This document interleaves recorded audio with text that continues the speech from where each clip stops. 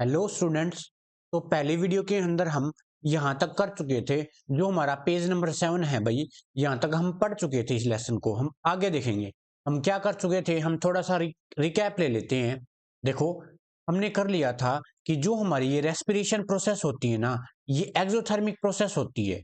ठीक है, क्या होती है भाई, जो हमारी जो रेस्पिरेशन प्रोसेस होती है, जो हम सांस लेते हैं, वो क्या होती है, वो एक्सोथर्मिक रिएक्शन होती है। ऐसा क्यों होता है?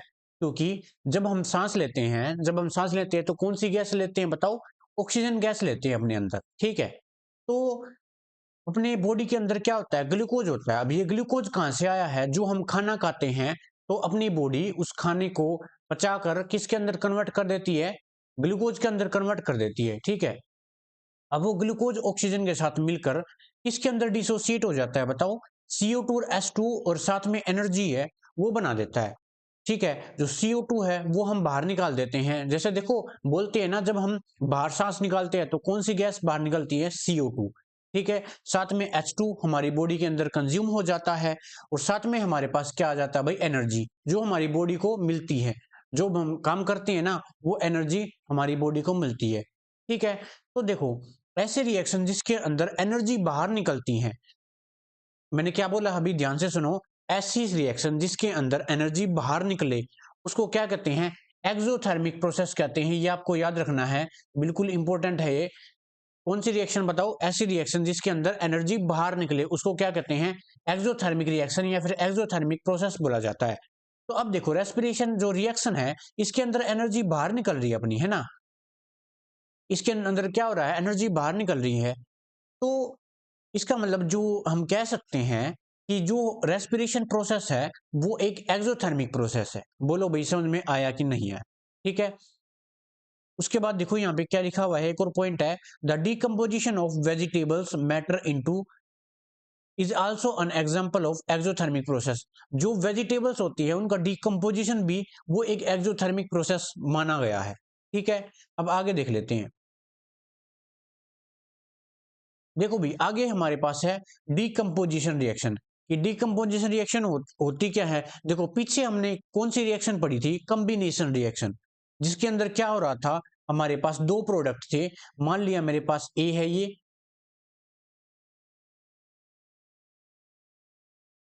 प्लस में, और मेरे पास एक है, मेरे पास बी। ठीक है, ये आपस में कंबाइन होकर क्या बना रहे थे? ये एक सिंगल प्रोडक्ट बना रहे थे, ए बी बना रहे थे। ठीक है, लेकिन यहां पर इसका उल्टा हो जाएगा। ये तो थी कॉम्बिनेशन रिएक्शन, जिसके अंदर एक से ज्यादा जो रिएक्टेंट्स है वो आपस में मिलकर क्या बना रहे थे भाई? केवल एक सिंगल प्रोडक्ट बना रहे थे। लेकिन ये कैसी रिएक्शन है भाई? यहां पर तो हम डिकम्पोजिशन रिएक्शन कर रहे हैं।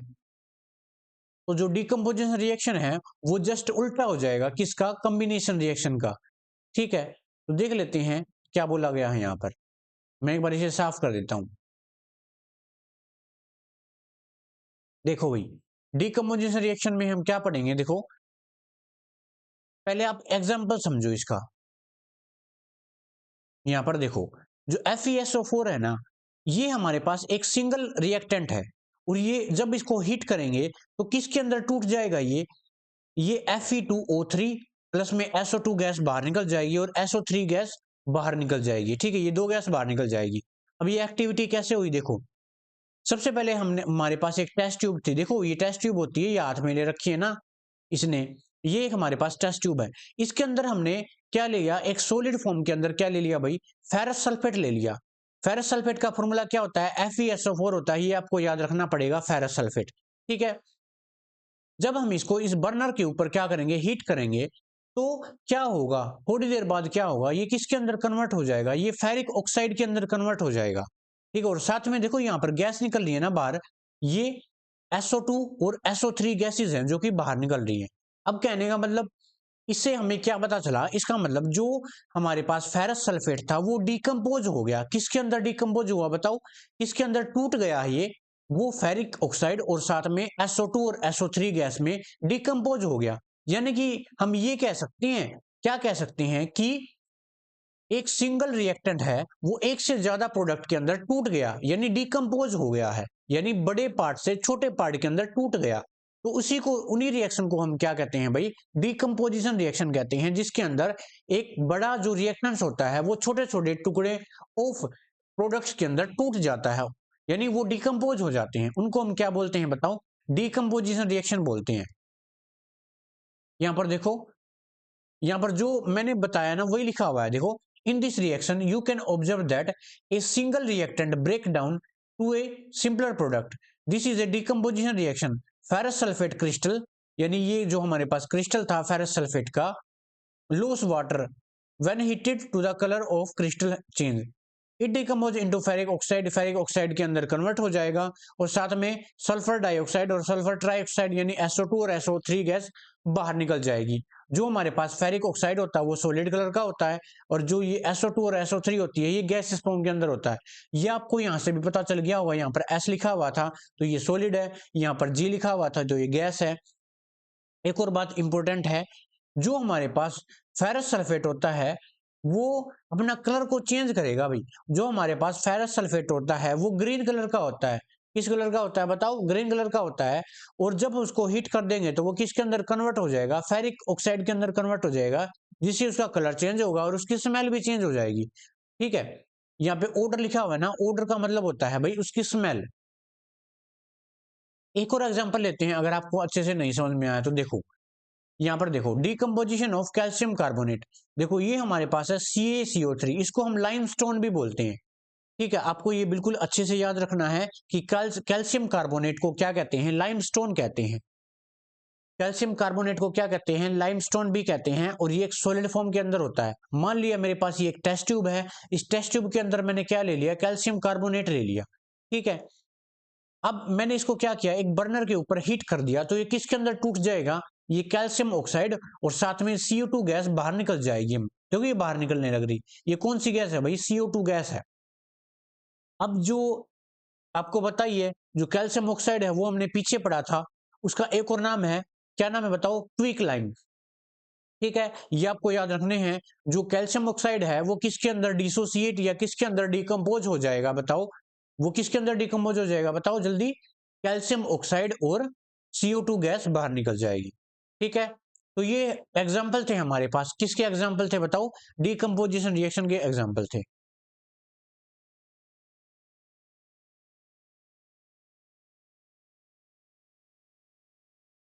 अब देखो भाई, you will observe the emission of brown fumes, the fumes are nitrogen oxide. जो यहाँ पर जब हम इसको क्या करेंगे? हीट करेंगे, तो क्या होगा? जो गैस निकलेगी वो NO2 भी हो सकती है, नाइट्रोजन डाइऑक्साइड। अब नाइट्रोजन डाइऑक्साइड के हमारे पास फ्यूम्स होते हैं, किस कलर के फ्यूम्स होते हैं? ब्राउन कलर के होते हैं। ठीक है, अब वो रिएक्शन कैसे टेक्स प्लेस करेगी? देखो ये वाली, इस रिएक्शन के बारे में बोल रखा है ऊपर, देखो इस रिएक्शन के बारे में, जब हम लेड नाइट्रेट यानी PbNO3, देखो ये रिएक्शन बैलेंस कर रखी है, आगे दो लगा रखा है ना, इनके आगे दो लगा रखा है, ये बैलेंस कर रखी है। वैसे जो लेड नाइट्रेट होता है उसका क्या फॉर्मूला होता है? PbNO3। ठीक है, PbNO3 ट्वाइस, ये एक सॉलिड फॉर्म के अंदर होता है, इसे हम हीट करेंगे तो ये लेड ऑक्साइड यानी PbO और NO2 और O2 गैस के अंदर डिसोसिएट हो जाएगा। जो NO2 है बताओ उसके कैसे फ्यूम्स होंगे? ब्राउन कलर के फ्यूम्स होते हैं, ये आप अच्छे से याद कर लेना, ये ऑप्शन में आ जाते हैं कई बार। जो NO2 गैस है उसके ब्राउन कलर के फ्यूम्स होते हैं। ठीक है, ये हो गया। अब हम आपको बताइए हम कौन सी रिएक्शन पढ़ रहे थे? हम पढ़ रहे थे डिकम्पोजिशन रिएक्शन। अब डिकम्पोजिशन रिएक्शन भी बहुत सारी टाइप्स की होती हैं। देखो भाई यहाँ पर देखो भाई, मैंने बताया था जो डिकम्पोजिशन रिएक्शन है वो भी हमारी बहुत सारी टाइप की होती हैं। यहाँ पर जो आप ये दिख रहे हो, ये आप डायग्राम देख रहे हो, ये हमारे पास है इलेक्ट्रोलाइसिस प्रोसेस। क्या कहते हैं इसे? इलेक्ट्रोलाइसिस प्रोसेस कहते हैं। अगर यहाँ पे सिंपली अगर हम वाटर लेंगे इसके अंदर, तो इसको कहेंगे इलेक्ट्रोलाइसिस ऑफ वाटर। ये होता है इलेक्ट्रोलाइटिक डिकम्पोजिशन। मान लो सिंपली जो आपके बुक के अंदर दिया गया है, अगर सिंपली यहाँ पर हम वाटर लें, वाटर किससे मिलकर बना होता है बताओ? H2O। आप सभी को पता है किससे मिलकर बना होता है? H2O से। ठीक है, ऐसे H2O।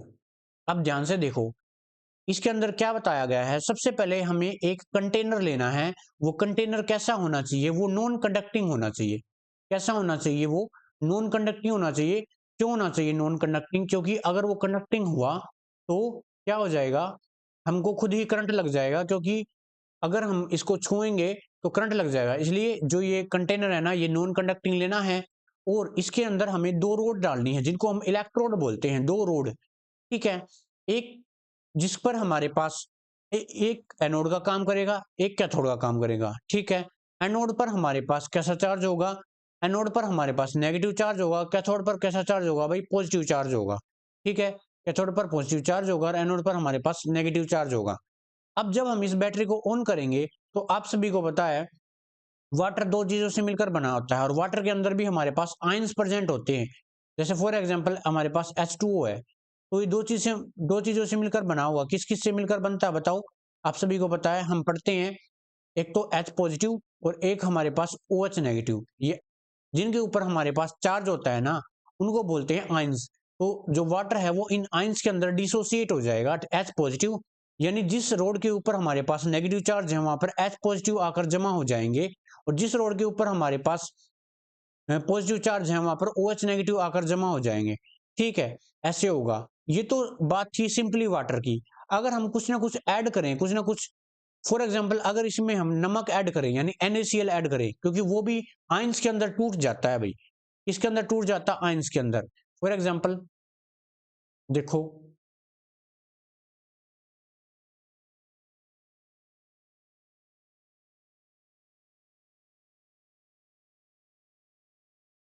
फॉर एग्जाम्पल जैसे NaCl है,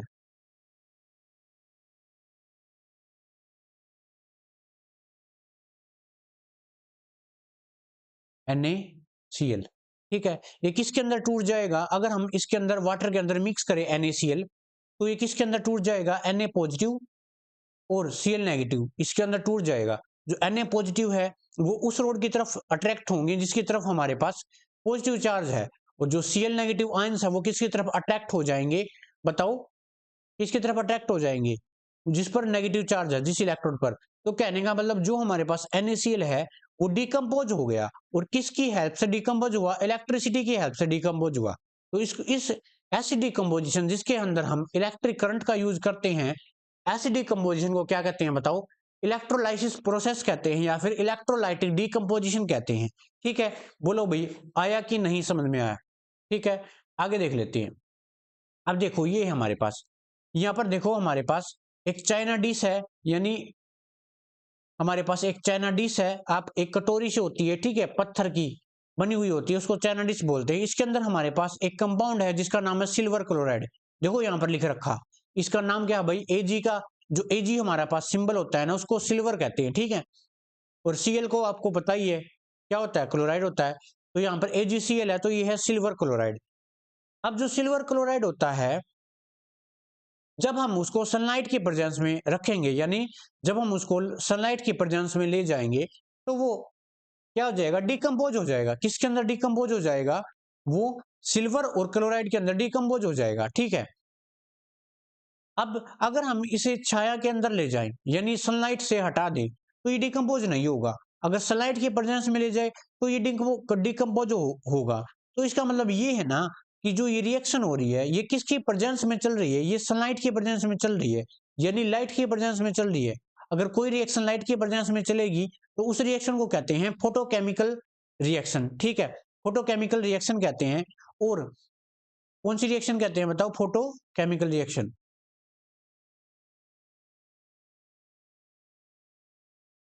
ये मैंने पिछली वीडियो के अंदर भी बताया था। और चूंकि हम यहाँ पर एक डिकम्पोजिशन रिएक्शन पढ़ रहे हैं, ठीक है, तो डिकम्पोजिशन रिएक्शन का ये कौन सा पार्ट हो गया? ये है फोटोकेमिकल डिकम्पोजिशन रिएक्शन। यानी कि जब हम सनलाइट दे रहे हैं तो ही जो हमारे पास कोई भी कंपाउंड है वो डिकम्पोज हो रहा है। देखो यहाँ पर आप देख भी पा रहे हैं, जो हमारा सिल्वर क्लोराइड है वो डिकम्पोज हो गया सिल्वर और क्लोरीन गैस के अंदर। ठीक है, जो मैंने बताया वही यहाँ पे लिखा हुआ है। You have seen that white silver chloride turn grey in sunlight. जब हमारे पास जो व्हाइट सिल्वर है, यानी व्हाइट सिल्वर क्लोराइड है, वो किसके अंदर कन्वर्ट हो जाएगा? वो ग्रे कलर के अंदर कन्वर्ट हो जाएगा। अब वो क्यों होगा? This is due to the decomposition of silver chloride. अब वो ग्रे कलर के अंदर क्यों हुआ है? क्योंकि उसका डिकम्पोजिशन हो गया। किस किस के अंदर डिकम्पोजिशन हुआ? एक तो सिल्वर के अंदर और एक क्लोरीन के अंदर। ठीक है, अब यहाँ पे देखो, यहाँ पर हमने क्या ले लिया भाई, सिल्वर ब्रोमाइड ले लिया है। क्या ले लिया, सिल्वर ब्रोमाइड ले लिया। इसकी भी रिएक्शन बिल्कुल सेम होगी सनलाइट के अंदर। जब जब इसको सनलाइट के अंदर ले जाएंगे तो किसके अंदर डिकम्पोज हो जाएगा, बताओ किसके अंदर डिकम्पोज हो जाएगा, सिल्वर के अंदर, और ब्रोमीन गैस के अंदर डिसोसिएट हो जाएगा। तो ये भी एक किसका पार्ट है, फोटोकेमिकल डिकम्पोजिशन का पार्ट है भाई, ठीक है। The above reaction are used in the black and white photography. जो ऊपर वाली जो रिएक्शंस है वो किसके अंदर यूज की जाती है, ब्लैक एंड व्हाइट जो फोटोग्राफी की जाती है उनके अंदर यूज की जाती है, ठीक है। तो ये था भाई जो मैंने बता रहा हूं वही यहाँ पे लिखा हुआ है। अब देखो, we have seen that decomposition reaction require energy either in the form of heat, light और electricity for breaking down the reactants. Reaction in which energy is observed is known as endothermic reaction. देखो भाई ये important बात लिखी हुई है यहाँ पर, ये लिखा है, ध्यान से समझना। अब देखो, जितने भी हम डिकम्पोजिशन रिएक्शन कर रहे थे उनके अंदर या तो हम हीट दे रहे थे या हम सनलाइट दे रहे थे, ठीक है। देखो यहाँ पर लिखा हुआ, हमने 3 टाइप की डिकम्पोजिशन रिएक्शन की थी। कौन कौन सी, एक में हम हीट प्रोवाइड कर रहे थे, एक में हम लाइट प्रोवाइड कर रहे थे, और एक में हम इलेक्ट्रिसिटी प्रोवाइड कर रहे थे, ठीक है। एक हमने कौन सी डिकम्पोजिशन की बताओ, एक तो हमने फोटोकेमिकल डिकम्पोजिशन की है, एक थर्मल डिकम्पोजिशन रिएक्शन की है जिसके अंदर हीट देंगे, और एक हमें की है इलेक्ट्रोलाइटिक डिकम्पोजिशन रिएक्शन जिसके अंदर इलेक्ट्रिसिटी दे रहे थे। अब इनके अंदर क्या हुआ, हम बाहर से कुछ ना कुछ एनर्जी दे रहे थे इन रिएक्शन को करने के लिए, है ना। ऐसी रिएक्शन हो नहीं रही थी, बाहर से एनर्जी देनी पड़ रही थी। तो ऐसे रिएक्शन जिनके अंदर बाहर से एनर्जी देनी पड़े उन रिएक्शन को करवाने के लिए, एक बार फिर से, ऐसे रिएक्शन जिनको बाहर से एनर्जी देनी पड़े उनको परफॉर्म करवाने के लिए, उनको प्रोसीड करवाने के लिए, ऐसे रिएक्शन को क्या कहते हैं, एंडोथर्मिक रिएक्शन कहते हैं। इसका उल्टा क्या था, एक्सोथर्मिक रिएक्शन था। एक्सोथर्मिक रिएक्शन के अंदर क्या था, ऐसी रिएक्शन जिनके अंदर हीट बाहर निकले, यानी हीट की फॉर्म में एनर्जी बाहर निकले, उनको क्या कह रहे थे बताओ, एक्सोथर्मिक रिएक्शन कह रहे थे। और इनको हम क्या कहेंगे, एंडोथर्मिक रिएक्शन कहेंगे। तो ये है भाई हमारे पास, ठीक है। ये दो रिएक्शन थी, एक्सोथर्मिक और एंडोथर्मिक। अब ये हमारे पास कुछ क्वेश्चंस है, ये हम लेसन पढ़ने के बाद इनको डीपली स्टडी करेंगे, ठीक है। नेक्स्ट रिएक्शन हमारे पास कौन सी आ जाती है भाई, ये हमारे पास आ जाती है डिस्प्लेसमेंट रिएक्शन। जैसा कि इसका नाम है उसी के अकॉर्डिंग है, यानी किसी चीज को डिस्प्लेस कर देना, ठीक है। अब ध्यान से समझेंगे। देखो भाई अब हम कर रहे हैं डिस्प्लेसमेंट रिएक्शन, ठीक है। डिस्प्लेसमेंट रिएक्शन, इसके अंदर देखो, सबसे पहले पढ़ लेते हैं। देखो इसके अंदर ये बताया गया है, जो आप डायग्राम देख रहे हो, ये इसके अंदर ये बताया गया है कि ये हमारे पास एक सोल्यूशन था। किसका सोल्यूशन था भाई, ये कॉपर सल्फेट का सोल्यूशन था, ठीक है। और ये जो सोल्यूशन है ना, ये ब्लू कलर का होता है। कैसा होता है ये आपको याद रखना है, कॉपर सल्फेट का सोल्यूशन है वो ब्लू कलर का होता है, ठीक है। हमने क्या किया, इसके अंदर 2 आयरन नेल डाल दी इसके अंदर, ठीक है, डिप कर दी। और कुछ टाइम के बाद हमने ये देखा कि जो इसका ये ब्लू कलर है ना, ये फेड अवे हो गया। मतलब ये ब्लू कलर क्या हो गया, चला गया, यहां से फेड हो गया, ठीक है। ब्लू कलर क्या हो गया, फेड हो गया। अब ऐसा क्यों हुआ, ऐसा हुआ क्यों, इसका कलर हो गया ब्राउनिश हो गया। अब वो ऐसा इसलिए हुआ, ध्यान से देखना, why does the iron nail become brownish in the color and the blue color of copper sulfate solution fade? ऐसा इसलिए हुआ, इसके अंदर ये रिएक्शन चल पड़ी। अब इस रिएक्शन से क्या पता चला, ध्यान से समझो।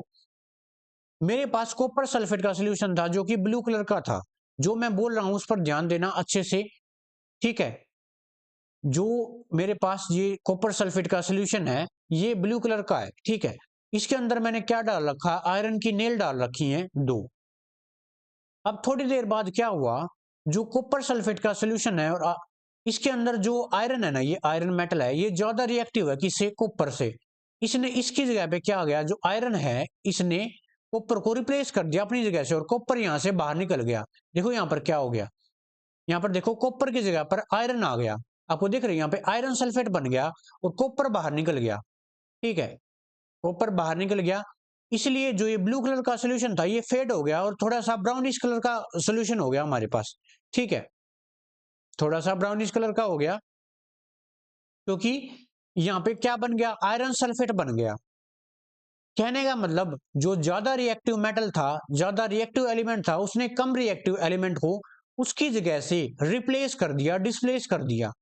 तो ऐसी रिएक्शन जिसके अंदर ज्यादा रिएक्टिव एलिमेंट या फिर कंपाउंड कम रिएक्टिव एलिमेंट्स को उसकी जगह से डिस्प्लेस कर देते हैं, उन रिएक्शन को क्या बोलते हैं बताओ? डिस्प्लेसमेंट रिएक्शन बोलते हैं। बोलो समझ में आया कि नहीं? एक बार फिर से।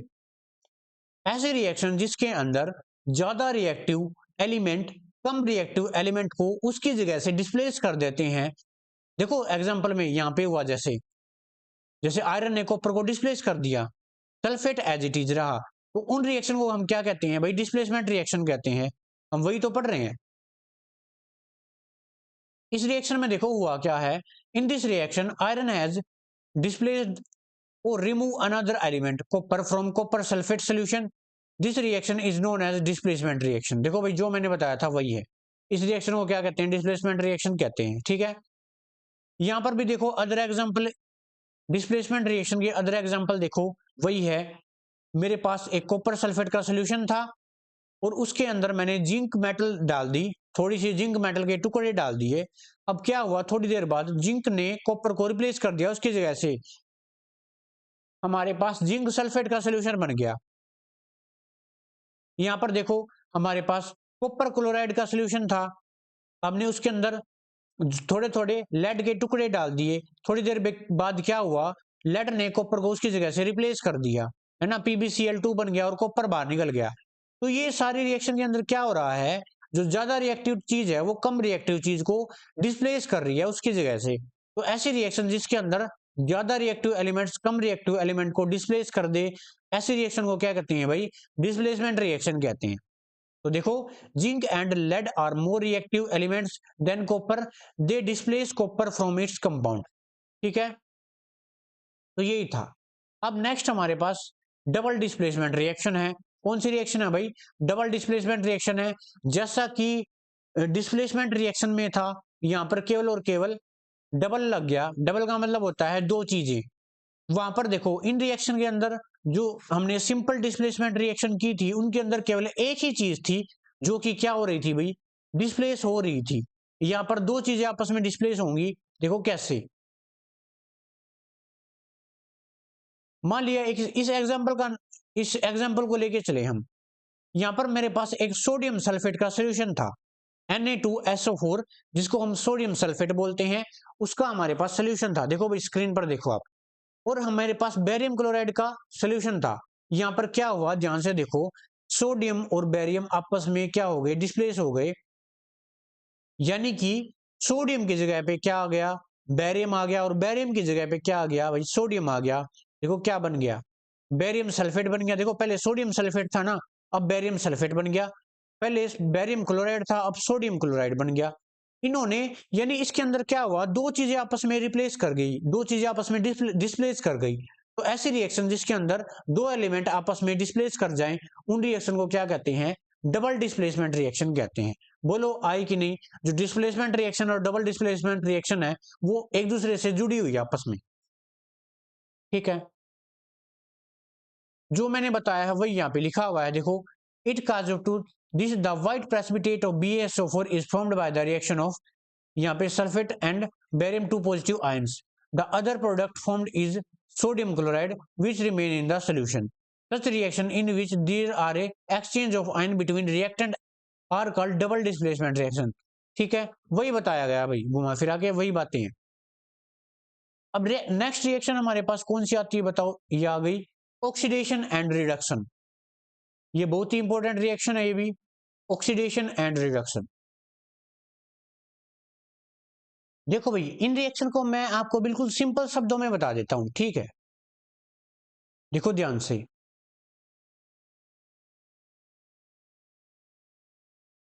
ऑक्सीजन का जुड़ना क्या कहलाता है? ऑक्सीडेशन। मैंने क्या बोला अभी, ध्यान से सुनना।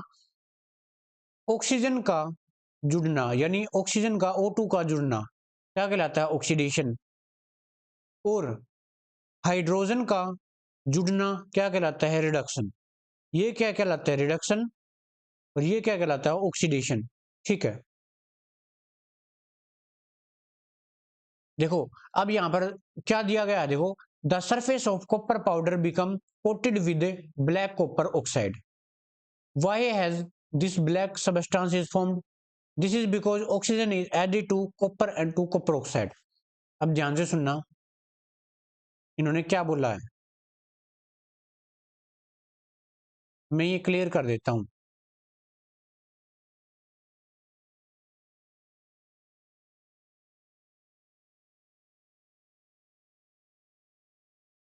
यहां पर देखो, इन्होंने ये बोला है कि हमारे पास एक कॉपर होता है, कॉपर मेटल, देखो ये रहा यहां पर।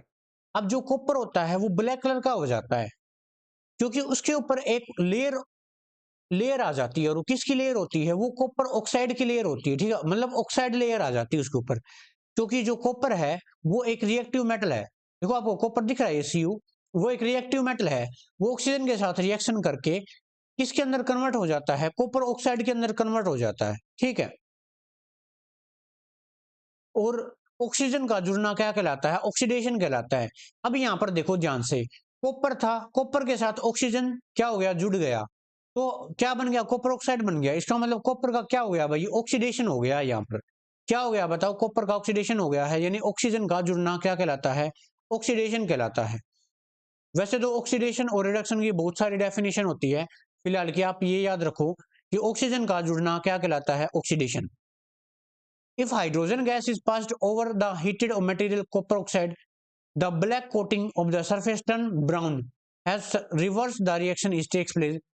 ये बोल रहा है अगर हम जो कॉपर ऑक्साइड है उसके अंदर से हाइड्रोजन गैस को पास कर दे तो क्या होगा, देखो ये हमारे पास कॉपर ऑक्साइड है, इसके अंदर से हाइड्रोजन गैस है वो पास कर दी, तो वापिस कॉपर ऑक्साइड कॉपर में बदल जाएगा, और H2 और जो ऑक्सीजन है वो H2 के साथ चली जाएगी।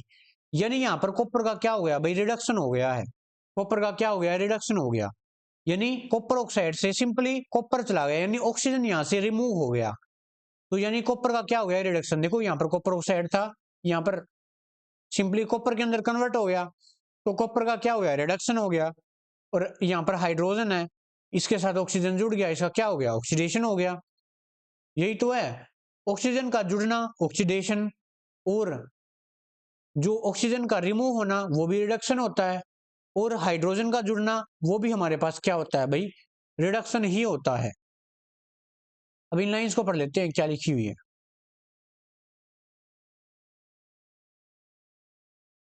If a substance gain oxygen during a reaction it is said to be oxidised. अगर कोई भी सबस्टांस किसी भी रिएक्शन के अंदर ऑक्सीजन अपने साथ जोड़ लेता है तो उसको हम ये कहेंगे कि वो क्या हो गया भाई, ऑक्सीडाइज्ड हो गया। अगर if a substance loss oxygen during a reaction, अगर कोई भी ऐसा सबस्टांस जो कि ऑक्सीजन को लॉस कर देता है during a reaction, it is said to be, इसका मतलब वो क्या हो गया भाई, रिड्यूस्ड हो गया, ठीक है। ड्यूरिंग दिस रिएक्शन, इस रिएक्शन के अंदर देखो copper oxide is losing oxygen, इसके अंदर जो कॉपर ऑक्साइड है वो ऑक्सीजन को लॉस कर रहा है, यानी ऑक्सीजन को अपने आप से दूर हटा रहा है। And in other word one reactant get oxidised and while the other get reduced during a reaction. इसका मतलब देखो कॉपर का क्या हो रहा है भाई, रिडक्शन हो रहा है, यानी कॉपर रिड्यूस्ड हो रहा है, और जो हाइड्रोजन है उसका ऑक्सीडेशन हो रहा है, यानी हाइड्रोजन ऑक्सीडाइज हो रहा है, ठीक है, कहने का ये मतलब था। और such reaction are called oxidation reduction reaction. और ऐसी रिएक्शन मतलब जिन रिएक्शन के अंदर एक रिएक्शन जिसके अंदर दोनों हो रहे हैं, यानी ऑक्सीडेशन भी हो रहा है और रिडक्शन भी हो रहा है, उन रिएक्शन को क्या कहते हैं, रिडॉक्स रिएक्शन कहते हैं। क्या कहते हैं भाई, रिडॉक्स रिएक्शन कहते हैं, जो यहाँ पे लिखा हुआ है। देखो ये देखो यहाँ पर कॉपर ऑक्साइड था, इस कॉपर का क्या हो गया, रिडक्शन हो गया, देखो ऑक्सीजन दूर चला गया और हाइड्रोजन के पास ऑक्सीजन आ गया तो इसका ऑक्सीडेशन हो गया। यानी एक ही रिएक्शन में क्या हो रहा है, रिडक्शन भी हो रहा है, ऑक्सीडेशन भी हो रहा है, तो क्या होगा, इसका मतलब ये एग्जाम्पल है किसका, रिडक्स रिएक्शन का एग्जाम्पल है। यानी हम ये कह सकते हैं एक ही रिएक्शन के अंदर ऑक्सीडेशन भी हो रहा है, रिडक्शन भी हो रहा है, तो वो किसका एग्जाम्पल है, रिडॉक्स रिएक्शन का, ठीक है। अदर एग्जाम्पल देखो भाई इसके ऑक्सीडेशन रिडक्शन रिएक्शन के या फिर रिडॉक्स रिएक्शन के। यहाँ पर हमारे पास जिंक ऑक्साइड है, वो किसके अंदर कन्वर्ट हो गया, जिंक ऑक्साइड जिंक के अंदर कन्वर्ट हो गया, यानी जिंक क्या हो गया, रिड्यूस हो गया, यानी ऑक्सीजन इससे दूर हट गया, यानी जिंक का रिडक्शन हो गया। और कार्बन देखो, कार्बन के पास ऑक्सीजन आ गया, कार्बन के साथ ऑक्सीजन जुड़ गया, इसका मतलब कार्बन का क्या हो गया भाई, ऑक्सीडेशन हो गया है। यहां पर भी देखो, यहां पर देखो मैग्नीज ऑक्साइड है हमारे पास, यहां पर देखो मैग्नीज के पास क्या था भाई, ऑक्सीजन था, लेकिन यहां पर ऑक्सीजन है ही नहीं, तो इसका मतलब मैग्नीज का क्या हो गया, रिडक्शन है, रिडक्शन हो गया ना, रिडक्शन हो गया। तो यहां पर हाइड्रोजन है, इसका हमारे पास ऑक्सीडेशन हो गया, देखो यहां पर ऑक्सीजन जुड़ गया इसके पास। तो यही था भाई, जो मैंने बताया वही यहां पर लिखा हुआ है। So from the above example, we can say that if a substance gain oxygen or lose hydrogen during a reaction, it is oxidized. If a substance lose oxygen or gain hydrogen during a reaction is said to be reduced. मतलब कहने का मतलब ये बोल रहा है, ध्यान से सुनो एक बार, अगर कोई भी सबस्टांस मान लिया ए है, मेरे पास ये ए है, इसके पास अगर ऑक्सीजन जुड़ रहा है या फिर क्या हो रहा है, हाइड्रोजन बाहर निकल रहा है इसके पास से, तो इसका क्या हो रहा है, इसका क्या हो रहा है भाई, इसका हो रहा है ऑक्सीडेशन, यानी यानी ऑक्सीजन का जुड़ना और हाइड्रोजन का बाहर निकलना, क्या कहलाता है, ऑक्सीडेशन। अगर अगर इसका उल्टा कर दो, अगर मान लिया मेरे पास कोई भी एक ए सबस्टांस है, उसके पास हाइड्रोजन जुड़ रहा है और ऑक्सीजन बाहर निकल रहा है, तो इसका मतलब क्या कह सकते हैं, इसका क्या हुआ है भाई, रिडक्शन हुआ है, एक दूसरे का उल्टे ही ये बिल्कुल, ठीक है। अब जो ऑक्सीडेशन रिडक्शन है उसका क्या इफेक्ट पड़ता है, ध्यान से हम देखेंगे, एक बार मैं ये क्लियर कर देता हूं। देखो भाई, have you observed the effect of oxidation and reaction in everyday life. अब ये कह रहा है कि जो हमारे पास ऑक्सीडेशन रिएक्शन है, जो हमारे पास ऑक्सीडेशन रिएक्शन है, उनके हमारे पास डेली लाइफ के अंदर भी इफेक्ट पड़ता है। कैसे, पहला हमारे पास कोरोजन, कोरोजन क्या होता है, ध्यान से सुनना, you have You must have observed that iron article are shiny when they new. आपको भी पता है, जब कोई भी आयरन की यानी लोहे की चीज होती है, कोई भी जब वो नई होती है ना, वो शाइन करती है ना, चमकती है वो, but get coated with a reddish brown powder when left for some time. और जब किसी उस लोहे की चीज को हम ऐसे ही छोड़ देते हैं बिना पेंट किए, ऐसे ही एनवायरमेंट के अंदर छोड़ देते हैं, वो कुछ टाइम बाद उसके ऊपर जंग लग जाता है, और वो कैसा कैसा होता है, रेडिश ब्राउन पाउडर होता है वो, है ना, ब्राउन कलर का ही तो होता है। तो this process is commonly known as rusting of iron, यानी लोहे को जंग लगना, इस प्रोसेस को क्या कहते हैं, rusting of iron. Some other metals also get tarnished in the manner. Have you notice the colour of the coating formed in copper and silver. देखो भाई, अगर कॉपर है ना, अगर कॉपर ऑक्सीजन के साथ रिएक्शन कर ले, यानी अगर कॉपर ऑक्सीजन के साथ, फॉर एग्जांपल यहाँ पर मेरे पास कॉपर है, और वो किसके साथ रिएक्शन कर ले, ऑक्सीजन के साथ रिएक्शन कर ले, और क्या बना ले, कॉपर ऑक्साइड बना ले, क्या बना ले भाई, कॉपर ऑक्साइड बना ले ऐसे।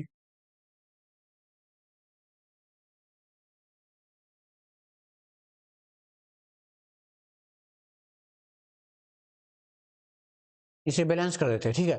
अगर वो कॉपर ऑक्साइड बना ले, तो इसका मतलब ये कैसा कलर का हो जाएगा, ये ग्रीन कलर का हो जाएगा, ये कैसा कलर का हो जाएगा भाई, ग्रीन कलर का होता है कॉपर ऑक्साइड, याद रखना।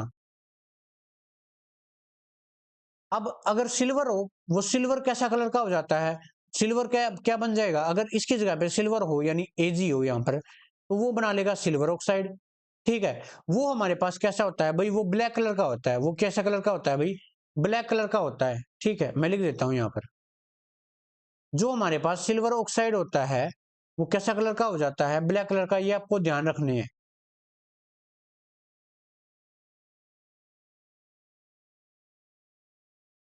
When a metal is attacked by a substance around it, such as moisture, acid, it is said to be corrode, and thus the process is called corrosion.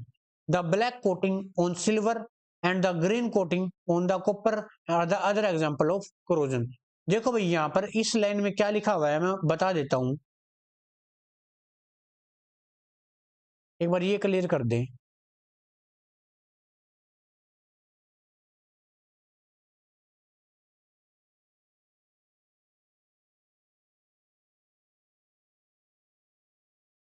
देखो भाई, यहां पे ये बोल रहा है जो हमारे मेटल होते हैं जब वो नए होते हैं ना तो वो साइन करते हैं। फॉर एग्जांपल आयरन, ठीक है, जो हमारे पास मेटल होते हैं जब वो नए होते हैं ना वो साइन करते हैं। फॉर एग्जांपल आयरन है, लोहा है, कॉपर हो गया, सिल्वर हो गया यानी चांदी, ठीक है। कुछ टाइम बाद क्या होगा, वो ऐसे ही अगर हम उनको ऐसे ही एनवायरमेंट के अंदर छोड़ दे, खुला छोड़ दे, तो आपको भी पता है हमारे एनवायरमेंट के अंदर चारों तरफ क्या प्रेजेंट है, बताओ क्या प्रेजेंट है? ऑक्सीजन है, और भी बहुत सारी गैसेज है लाइक NO2, SO2, SO3, ठीक है, बहुत सारी गैसेज है जो कि अलग अलग फैक्ट्रीज से निकल रही है, जो हमारे ऑटोमोबाइल्स हैं वहां से धुआं निकल रहा है।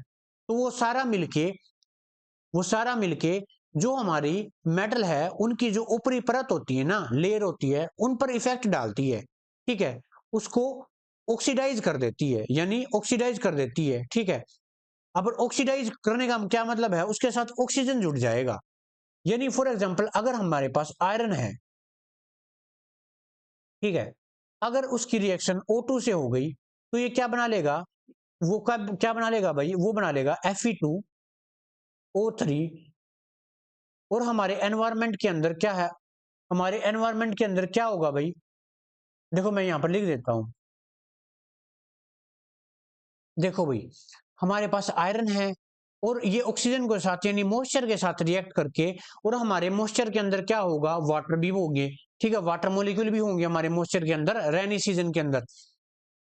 तो क्या बना लेता है, एक लेयर बना लेता है ब्राउन कलर की, जिसको हम क्या कहते हैं, रस्ट बोलते हैं। और रस्ट का ये फॉर्मूला होता है, आपको याद करना है, ये रस्टिंग ऑफ आयरन का फॉर्मूला है। आयरन के Fe2O3 XH2O, आगे X भी लगेगा, वो हमें पता नहीं है कितने मोलिक्यूल होंगे वाटर के, तो वो हम X लगा देते हैं, ठीक है। जब हमारे पास कॉपर है, वो अगर कॉपर है, अगर हमारे पास कॉपर ऑक्साइड बनेगा वो ग्रीन कलर का हो जाएगा, और जो सिल्वर है वो ब्लैक कलर का हो जाता है, ठीक है। तो इनको क्या कहते हैं, कोरोड मेटल बोलते हैं। जो जंग लगी हुई मेटल होती है ना, उसको क्या बोलते हैं, कोरोड मेटल बोलते हैं। और इस प्रोसेस को क्या कहते हैं, कोरोजन बोलते हैं। अगर स्पेशली हम आयरन की बात करें, उस केस में हम रस्टिंग बोलेंगे। अगर आयरन को छोड़ के और मेटल की बात करें, उसको हम क्या बोलेंगे, कोरोजन बोलेंगे, ठीक है। मैंने क्या बोला है, अगर हम आयरन की बात करेंगे उस केस में हम रस्टिंग बोलेंगे, अगर और मेटल की बात करेंगे आयरन को छोड़कर, उस केस में हम कोरोजन कोरोजन वर्ड यूज करेंगे, ठीक है। ये हो गया। Corrosion cause damage the car body. जो कोरोजन है वो, जैसे कार होती हैं, बहुत पुरानी कारें हो जाती हैं, उनकी बॉडी है, उनकी बॉडी में जंग लग जाता है। और जो पुल होते हैं, ब्रिजेज होते हैं, आयरन की रेलिंग होती है, और जो बोट होती हैं, शिप्स होती हैं, जितने भी मेटल के ऑब्जेक्ट बने होते हैं उन सभी को डैमेज कर देता है टाइम के साथ, ठीक है। उसी को हम क्या कहते हैं, कोरोजन कहते हैं। अब नेक्स्ट टॉपिक हमारे पास रेंसिडिटी, ये भी इसी से रिलेटेड है। अब ये खाने की चीजों में आ जाता है। खाने की चीजों में कैसे, आपको पता ही होगा, जो भी जितने भी हमारे पास ऑयली चीजें होती हैं लाइक चिप्स हो गए, यानी जो हमारे पास तली हुई चीजें होती हैं, ठीक है, आपने देखा होगा जो तली हुई चीजें होती हैं वो कुछ टाइम बाद क्या हो जाती हैं, और खासकर जब रेनी सीजन चल रहा हो, क्या हो जाती है, वो खराब हो जाती है, उनका स्मेल और टेस्ट चेंज हो जाता है जब हम उनको ऐसे ही एनवायरमेंट के अंदर खुला छोड़ देते हैं, ठीक है। तो ऐसा क्यों होता है, इसका मतलब वो ऑक्सीडाइज हो जाती हैं। देखो, यू हैव सीन टेस्टेड और smell the fat and oil contain food material left for long time. ये बोल रहा है जब हम तली हुई चीजों को, यानी ऐसी मटेरियल, ऐसी खाने की चीजें जिनके अंदर फैट होता है, ऑयल होता है, उनको हम लंबे टाइम के लिए छोड़ दें, तो क्या होगा, इसका मतलब वो चीजें ऑक्सीडाइज हो जाएंगी, वो चीजें ऑक्सीजन के साथ हमारे एनवायरमेंट के अंदर मॉइस्चर के साथ रिएक्ट कर लेंगी, जिससे वो क्या हो जाएंगी, रेंसिड हो जाएंगी। उनको हम क्या बोलते हैं, इस प्रोसेस को क्या बोलते हैं, रेंसिडिटी। रेंसिडिटी क्या होती है, हमारे जो खाने के आइटम होते हैं, खासकर जो तली हुई चीजें होती हैं, वो ऑक्सीजन के साथ रिएक्ट करके वो उनका टेस्ट और स्मेल है वो चेंज हो जाता है, उसी को क्या कहते हैं, रेंसिडिटी, ठीक है। Rancid and their smell and taste change usually the substance which prevent oxidation. हम अब एक बात बताओ, अगर हमारी जो तली हुई चीजें हैं वो खराब हो जाएंगी, तो हमें उन्हें बचाने के लिए भी कुछ ना कुछ करना चाहिए। तो जैसे हमारे पास चिप्स हैं, यानी जो पैकेट वाली चीजें हैं ना, वो खराब हो जाती हैं, तो उनको बचाने के लिए हम क्या करते हैं, उनके पैकेट के अंदर हम नाइट्रोजन गैस फिल कर देते हैं। देखो ये लिख रखा है यहाँ पर, keeping the food in air tight container have to oxidation do you that chips manufacturing usually flushed bag chips gas such as nitrogen to prevent the chips getting oxidize. जो हमारे पास चिप्स के पैकेट हैं उन chips को oxidise होने से बचाने के लिए हम कुछ गैस का यूज करते हैं जो कि इनर्ट गैस होती हैं। इनर्ट गैस कौन सी होती हैं? जो हमारी खाने की चीज है ना उनके साथ रिएक्ट नहीं करती हैं। ठीक है, नाइट्रोजन गैस का यूज करते हैं, ये आपको याद रखना है। हम किस गैस का यूज करते हैं? नाइट्रोजन गैस का यूज करते हैं भाई। ठीक है, हमारे चिप्स को बचाने के लिए, ऑक्सीडेशन से बचाने के लिए, यानी रैंसिड होने से बचाने के लिए। ठीक है, नाइट्रोजन गैस का यूज करते हैं। आपने देखा भी होगा जो चिप्स के पैकेट होते हैं ना उनके अंदर नाइट्रोजन गैस भरी हुई होती है। तो ये था हमारे पास टॉपिक रैंसिडिटी। इसके बाद हमारे पास इंपॉर्टेंट क्वेश्चन आते हैं एक्सरसाइज के। तो अब हमारा लेसन पूरा हो गया है, तो नेक्स्ट वीडियो के अंदर हम इन टेस्ट के और एक्सरसाइज के क्वेश्चन डील करेंगे। तो तब तक के लिए थैंक यू, बने रहिए हमारे साथ।